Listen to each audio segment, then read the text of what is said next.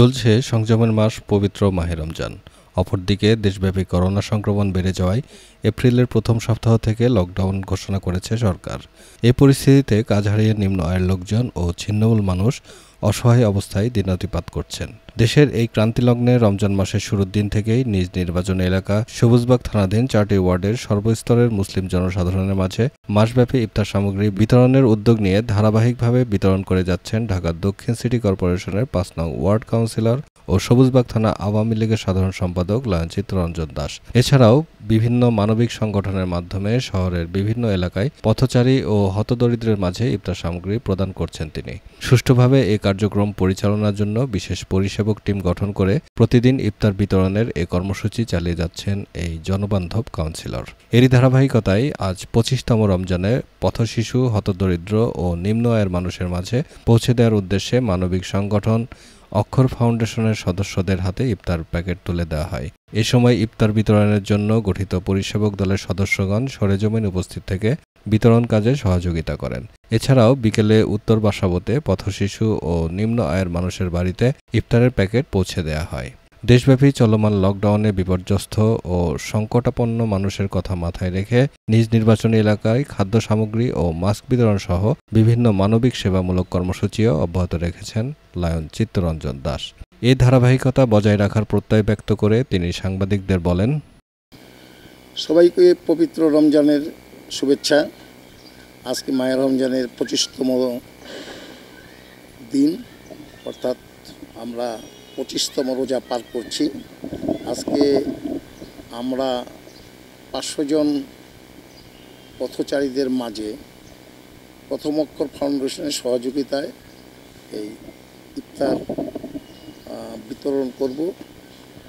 প্রথম অক্ষর ফাউন্ডেশন একটি মানবিক সংগঠন, তারা তৃণমূলে কাজ করে এবং আমার সাথে যোগাযোগ করার পরে তাদের কার্যক্রমে আমি উদ্বুদ্ধ হয়ে তাদেরকে আমরা আজকে নিয়ে 2 দিন আমরা প্রথম অক্ষরকে দিলাম।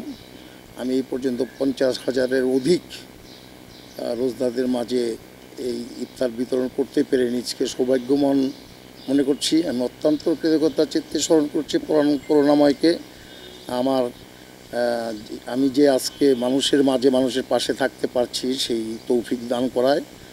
আজকের এই পবিত্র ধর্মীয় অনুভূতির পাশাপাশি আরেকটি বিষয় আমার কাজ করছে, সেটি হচ্ছে মানবিকতা। সেটি জনসেবা একটি জীবনের ব্রত হিসাবে নিয়েছি এবং এই কোভিড-19-এর সময় যে এখানে আমাদের স্বাস্থ্যবিধি মানার কারণে যেখানে সেখানে আমাদের ইফতারের দোকান পাওয়া যাচ্ছে না বা ইফতার তৈরি করার ক্ষেত্রেও উপকরণ আমরা সংগ্রহ করতে একটু কষ্টসাধ্য হচ্ছে।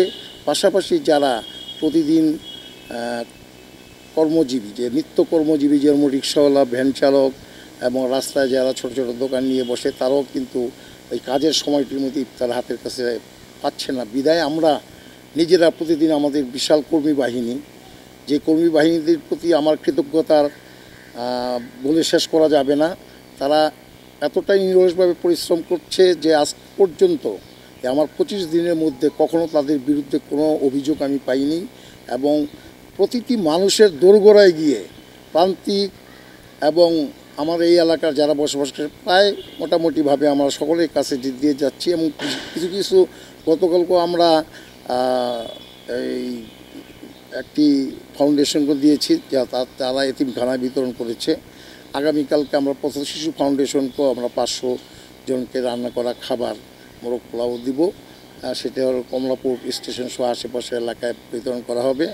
তো আমি সবাই প্রতি কৃতজ্ঞতা জানাচ্ছি এই এলাকাবাসীর প্রতি এবং আজকে যারা এই আমার কাজে যারা সংযুক্ত আছেন, সহযোগিতা করছেন, এই প্রথম অক্ষর ফাউন্ডেশনকে আমি ধন্যবাদ জানাই যে তারা আমার কাছে আসছেন। আমি দিতে পেরে আমি অত্যন্ত খুশি। আগামী দিনে এই প্রয়াসটাকে আরও বৃদ্ধি করব। আমার ক্যানভাসটাকে আমি চেষ্টা করব মানুষের মাঝে নিয়ে যেতে এবং সবাই মিলে আমরা কাজ করব। আমরা যে স্লোগানটি আমরা সবসময় বলি, আমাদের মাননীয় প্রধানমন্ত্রী বলেন, ধর্ম যার যার, উৎসব সবার।